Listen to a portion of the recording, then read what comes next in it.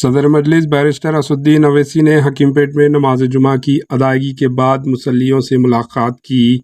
All India मजलिस इत्तेहादुल मुस्लिमीन के सदर व रुकन पार्लियामेंट हैदराबाद बैरिस्टर असुद्दीन अवैसी व रुकन असम्बली कारवान कौसर मोहिउद्दीन के हमरा हकीमपेट में मस्जिद सईदा एक मीनार में नमाज जुमा अदा की, जिसके बाद मुसल्लियों से मुलाकात की।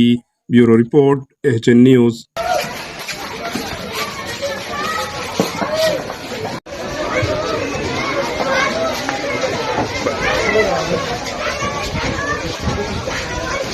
चलो बाबा चलो आगे चलो जी चलो आगे चलो।